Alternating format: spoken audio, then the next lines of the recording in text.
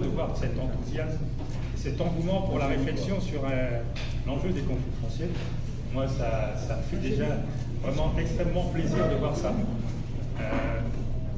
Monsieur le ministre de la Justice et de la Sécurité publique, monsieur le représentant de la délégation de l'Union européenne, messieurs et madame les représentants des institutions étatiques, messieurs et madame les représentants de la société civile, chers membres du panel qui va pouvoir discuter aujourd'hui, distingués invités en grand titre et qualité, mesdames et messieurs de la presse et chers collègues.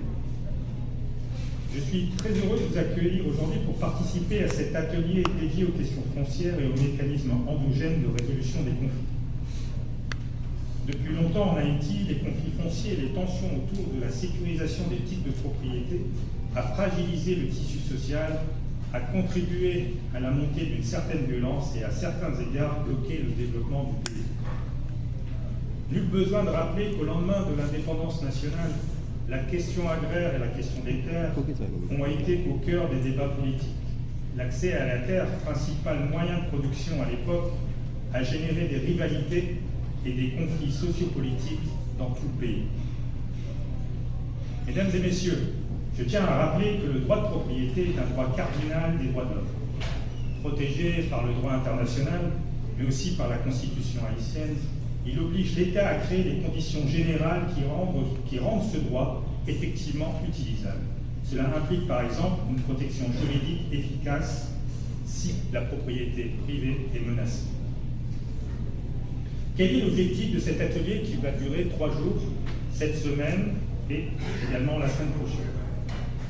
Dans un premier temps, réunir des experts sur la question des enjeux et conflits fonciers en fonction de leur spécialité. Sociologues, juristes, arpenteurs, magistrats, universitaires, chercheurs. Deuxième axe, réfléchir ensemble sur les causes des conflits fonciers et proposer des pistes de recherche. Car l'un des objectifs de cet atelier vise à nourrir une analyse participative, il vise à ouvrir des pistes de recherche sur les causes des conflits et des causes des conflits fonciers, de cartographier les mécanismes existants de résolution de ces conflits, qu'ils soient institutionnels ou traditionnels, et de réfléchir ensemble à des solutions endogènes, inclusives et durables. Mesdames et messieurs, je tiens ici à remercier l'Union européenne de nous soutenir dans cette initiative, sans qui cet atelier ne pourrait pas avoir lieu. Je tiens aussi à remercier les panélistes. Leur analyse, leur expérience, leur expertise seront précieuses, car le défi n'est pas mince et il est d'importance. Des terres indivises issues des héritages au domaine public et privé de l'État mises en affermage, les enjeux fonciers en Haïti sont très complexes et surtout intrinsèquement liés aux réalités démographiques et aux migrations à la fois rurales et urbaines. Aussi, il semble nécessaire de pouvoir adapter un système légal aux réalités d'une société en pleine mutation, autant que cela paraîtra nécessaire et cohérent avec ces réalités.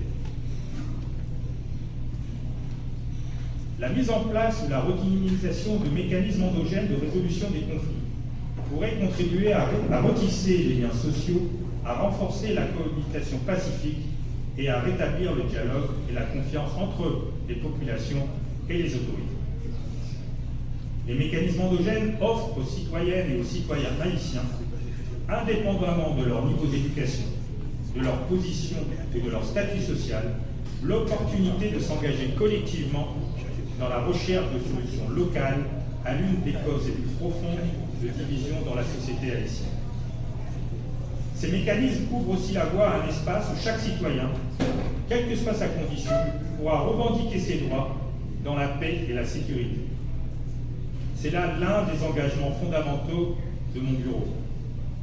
Accompagner les autorités dans le renforcement de l'état de droit, prévenir les conflits, promouvoir la justice sociale et garantir les droits fondamentaux de chacun. Merci à tous et à toutes pour votre participation. Merci à tous et à toutes pour votre réflexion en faveur d'un avenir plus équitable et porteur d'espoir. Je vous remercie.